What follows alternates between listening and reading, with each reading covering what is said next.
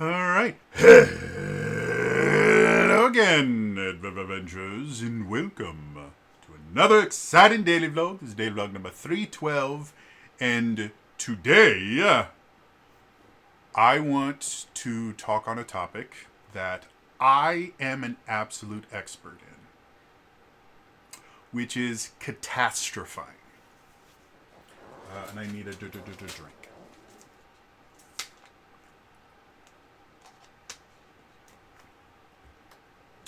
So, what is catastrophizing? Catastrophizing, I can't remember exactly what the correct word is, but it's a term that's used to describe a particular thought process that tends to happen a lot in people that have both anxiety and depression. And what it is an event happens that you don't like. And in order to deal with that, your brain extrapolates the results of that event, which is not an uncommon thing. I believe most of the world, when they see something happen, they will do at least some mild extrapolation to kind of figure out what they wanted to do next. It's completely normal behavior. The thing with catastrophizing is that extrapolation doesn't use logic to kind of figure out what's going to happen next. It doesn't, try and collect information to figure out what the most likely outcome is.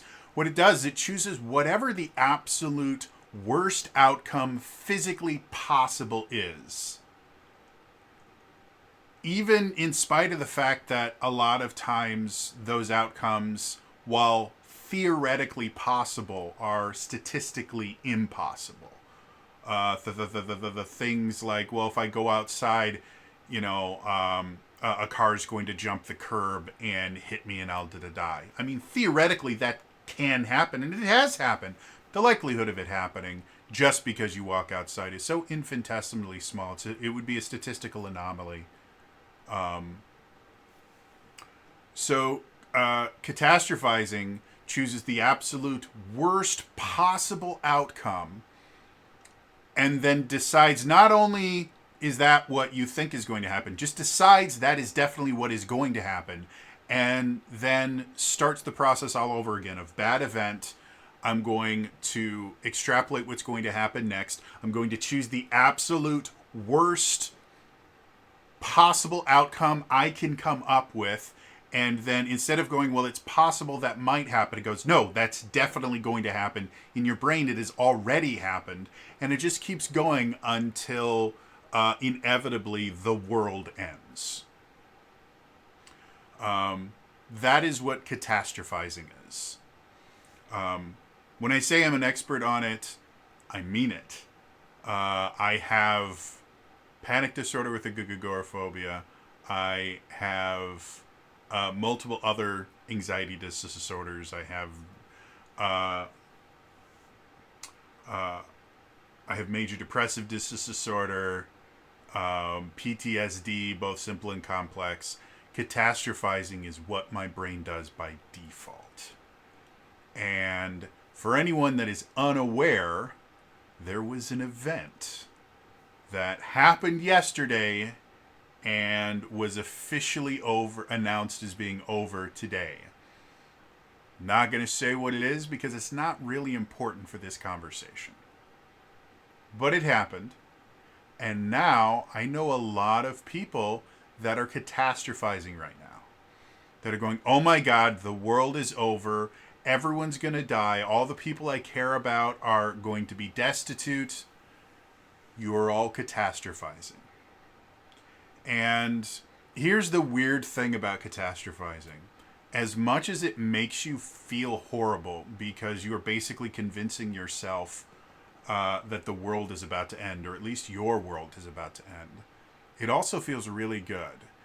And the reason why is you are not just predicting the future, because again, the way catastrophizing works is you pick the worst possible outcome and then you don't Your brain doesn't treat it as, well, that might happen. Your brain treats it as it already happened, and then moves on to the next data point over and over and over again.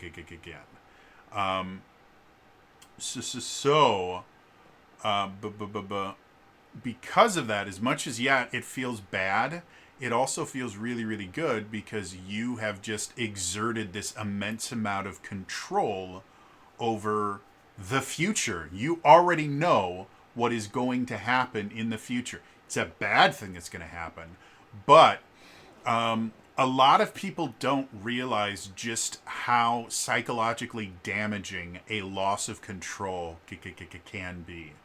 It's one of the largest motivators for a vast majority of abuse in general, is this lack of control in your own life. And so you find a way to control other people through emotional abuse, physical abuse, the things like that. It's all about this idea of control. You feel a lack of control in your own life, and therefore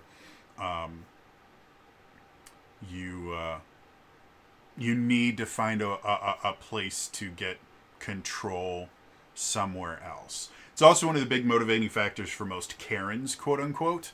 Again, a lot of times people like that will, try to tell, do you know who I am? You can't do that. I'm going to call the police on you. They're trying to exert control over one aspect of their life because another aspect feels completely outside of their control. And so they're clinging to anything that makes them feel like they're in control. And that's what catastrophizing does. It makes you feel like you're in control, because in your brain, you have not just predicted the future, you have decided the future. You are now in complete control of the future. And it's not real.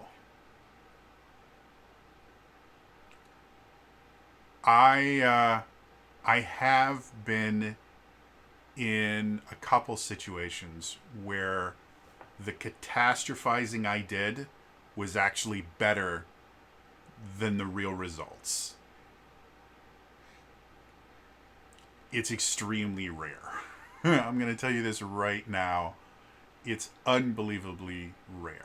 And even in that instance, I actually felt better that my catastrophizing was wrong. Catastrophizing is never the right answer.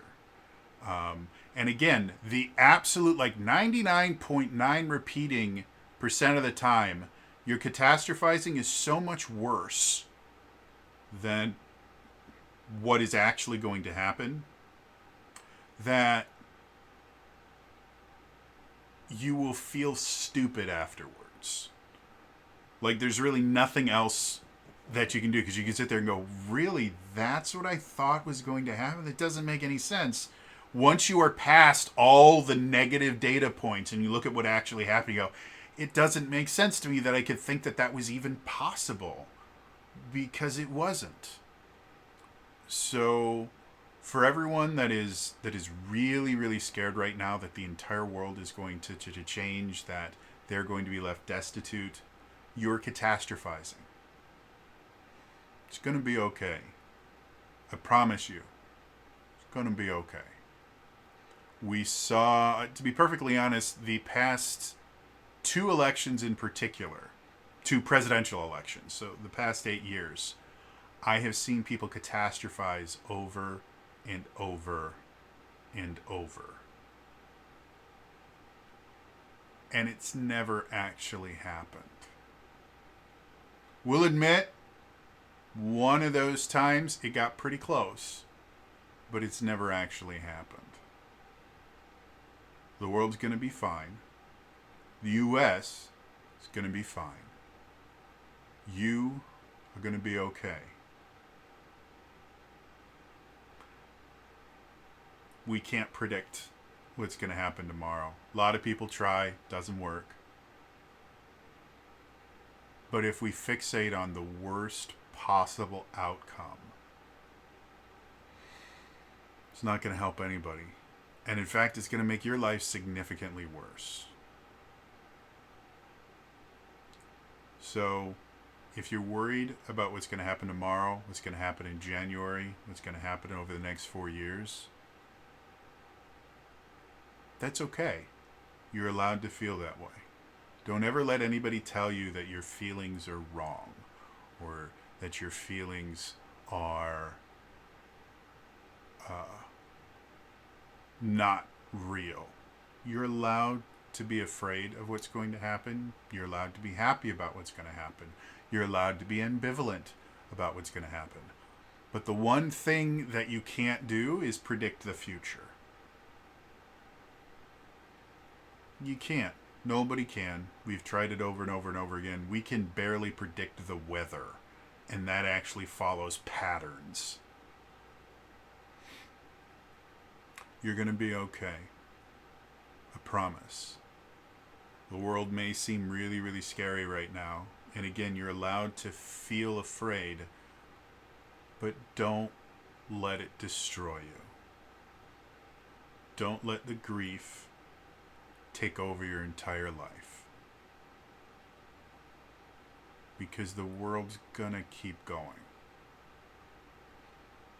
It's been going for, what, a few billion years? Humanity in and of itself has been around for something. My anthropology is very much lacking. We've been around for at least a few 100,000 years. I can never remember if I think we've only been around. I think humans in general have only been around for like a few 100,000 years. I might be wrong on that. Someone that's smarter than me can put the exact amount of time that we've existed. Yeah, I know it's really scary right now. Trust me, I know. But all the people that are claiming that the world is going to end, that all these people are going to be, they're giving in to that catastrophizing, and they're not helping the situation.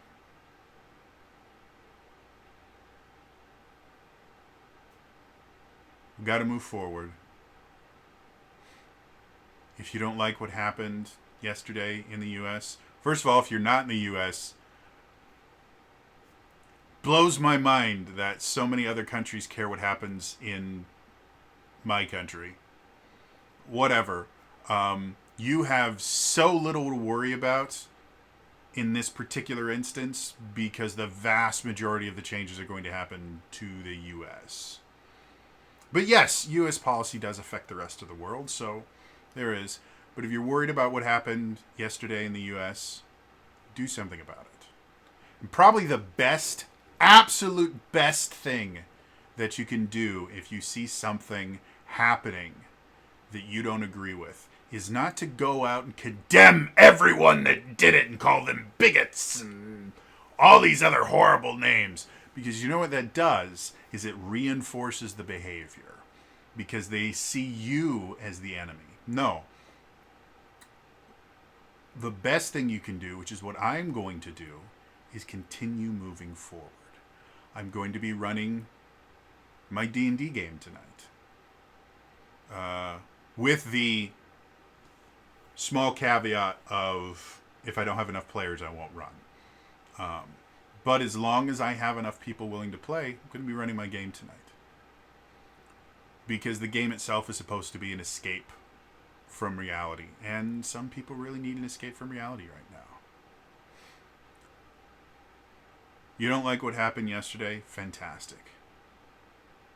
Then show the world why it should be different. Don't condemn, don't attack. It doesn't work. We've seen this over and over and over again. Just attacking people and browbeating them into agreeing with you doesn't actually make them agree with you. It just makes them resent you and makes them say whatever it takes to make you go away. And as soon as you're gone, as soon as you are not browbeating them down, they will do whatever it takes to work against you. No. What you should be doing is move forward.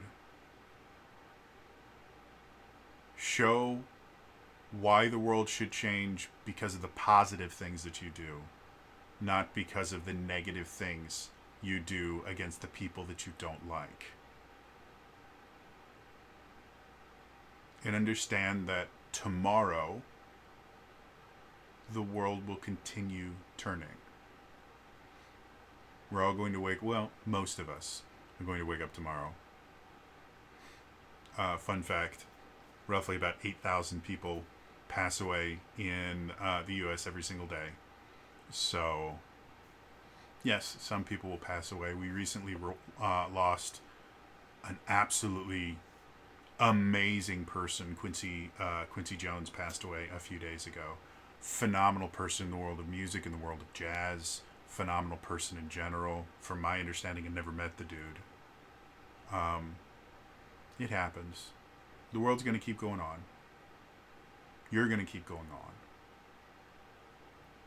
And no matter what happens tomorrow, or in January, or over the next 4 years, the world's going to continue moving forward. And the absolute best thing that we can do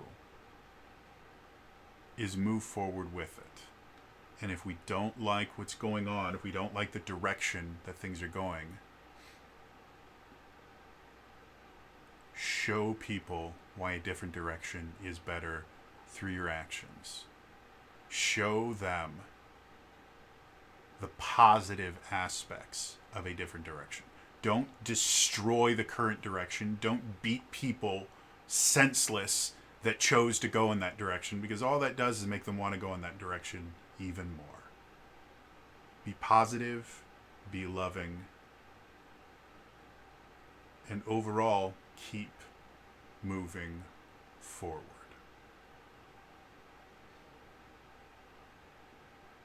See you guys tomorrow. Bye-bye.